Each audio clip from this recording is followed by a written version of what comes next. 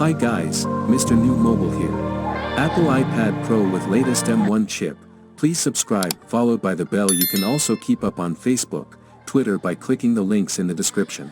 Apple's latest iPad Pro gets upgraded with the game-changing M1 processor and a new screen that rivals the very best TVs, let alone tablets and laptops.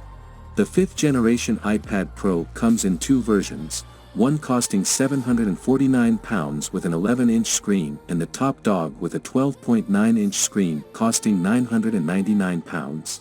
Both have the new M1 chip, but only the larger model. The new screen technology is an evolution of the traditional LCD display called Mini LED, which has hitherto been the preserve of high-end televisions.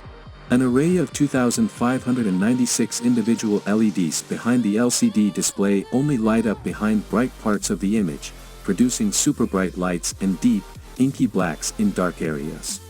It has a new kind of display so good I think it is the best thing for watching movies that isn't a high-end television. It starts at $1,099 for a 128GB version, but increased storage and accessories like a keyboard or the Apple Pencil can shoot the price up fairly quickly. Both the 12.9 and the smaller 11-inch iPad Pro, which starts at $799, feature Apple's M1 processor and some other updated specs, all of which are excellent. But even that fancy processor, but the 12.9-inch version of the iPad Pro is an iPad with a very beautiful display. And so again, the question is what that screen means to the experience of using an iPad, especially since the price has jumped $100 compared to the last model.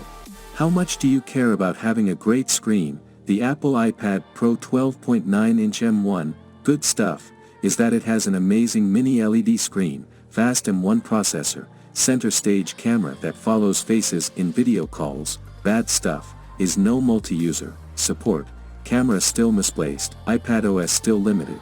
An Apple iPad Pro 11-inch M1, good stuff, it has a fast M1 processor, center stage camera follows faces in video calls, more portable than the bigger iPad. Bad stuff, no multi-user support, camera still misplaced, iPadOS still limited. There are two basic types you usually see, LCD and OLED.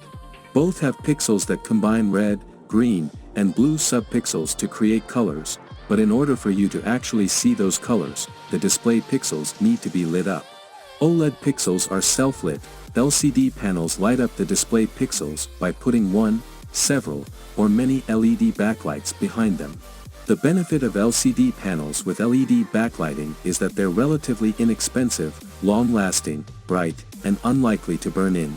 The benefit of OLED is that the black pixels are not lit at all, meaning you get superb contrast, but they are relatively expensive and don't get as bright. Each technology's strength is the other's weakness. Mini LED, the technology powering the 12.9-inch iPad Pro display, is designed to bring the LCD panel as close as possible to OLED's contrast and black levels. Its display pixels are not self-lit but instead lit from behind. The trick is that they're lit by 10,000 tiny LED lights split up by software into 2,500 local dimming zones.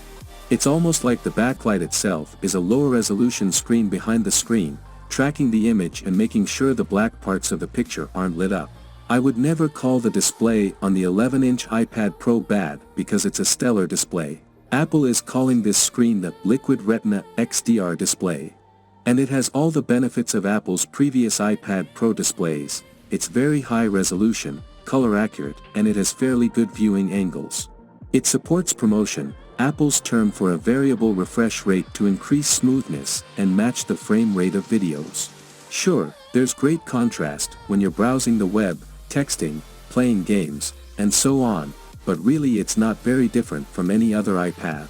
Apple still limits the max brightness in most scenarios to 600 nits, which is bright enough, but not eye-popping. The iPad and iPad Air max out at 500 nits. The magic kicks in when you are viewing videos or photos in full screen. When you do that, the iPad Pro kicks into a different HDR mode. The overall max brightness of the screen jumps up to a powerful 1000 nits, and peak brightness for certain lighting can hit 1600 nits. If you are also not a display quality enthusiast, you might be left unimpressed with descriptions of nits and contrast ratios. I get it, But there are intangibles to the screen that I struggle to describe and have struggled even harder to capture in photos and video. For example, some colors just look better and more accurate to me, especially textured yellows. It just does a better job showing fine detail in situations where dark and light elements get mixed together, like with hair or a building reflecting sunlight. The display isn't perfect, of course. If you run a local dimming test you will see blooming on brightly lit pixels against a black background. I only notice this when running tests that are specifically designed to surface blooming. In regular use, everything looked great, sharp, and evenly lit across the entire screen.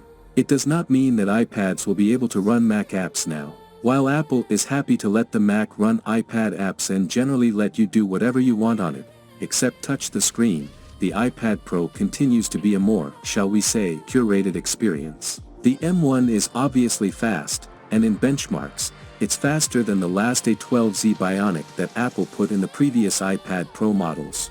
But in my usage, I didn't actually perceive any speed improvements in any of the apps that I used because everything was already very fast on the iPad Pro. I got the exact same export speeds in Premiere Rush on the brand new 12.9-inch iPad Pro with the M1 as on my 2018 iPad Pro. Both the RAM and the M1 processor are specs that won't make an appreciable difference to the vast majority of iPad users. They're specs that will matter to certain Pro users who have found specific apps and workflows that push the limit of what an iPad can do. Another consequence of the M1 is that the USB-C port now supports Thunderbolt accessories. In theory, that's great. I plugged my iPad into my very fancy CalDigit TS3 Plus Thunderbolt dock and was gratified to see my monitor light up right away. A USB microphone interface hooked into the dock, and for whatever reason, I was unable to get any audio out of it on the iPad. Seemingly every new iPad Pro inspires an admittedly exhausting, but also necessary discussion about whether or not iPadOS is actually capable enough to justify the price of the hardware that runs it. The M1 processor sharpens that discussion. To me, the biggest difference between the Mac and the iPad at this point isn't the touchscreen, it's Apple's approach to the operating system. On the iPad, Apple would rather not offer a feature than have it work in a non-iPad way. That's noble, but it means the company has committed itself to reinvent a lot of wheels in computing files, peripheral support, multi-window interfaces, and all the rest have to be rethought and redone. One more note, Apple has said that the original 12.9-inch Magic Keyboard may not precisely fit when closed, as the new iPad Pro is slightly thicker. But when I tested it, I couldn't discern any difference between the fit on the original and the new, white Magic Keyboard. Both worked and closed fine. In any case, set aside the "what's a computer" argument, and let's be more pragmatic. A 256GB 12.9-inch iPad Pro with a Magic Keyboard costs $1,548. A 256GB MacBook Air with the same processor costs $999. And just to be realistic, most people can get more done on the Mac than on the iPad. Taken strictly as a work machine, the Mac wins out on both price and functionality.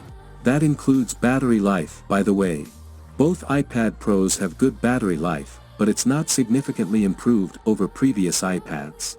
And as many people have discovered during the pandemic, if you actually use the iPad for work all day, especially if you do a lot of Zoom calls, the iPad Pro can conk out in 8 hours or less. The MacBook Air edges it out. The reason to get the iPad Pro 12.9 or even the 11 is simply to get the best, nicest iPad. Unless you can specifically answer right now which app in your workflow is slowed down by the specs on a lesser iPad, the $599 iPad Air, or even the $329 base iPad offer the same core features that most people really use. That is it guys. If you are new here, please subscribe, like the video, comment. Thanks for watching. See you on my next video. Peace out.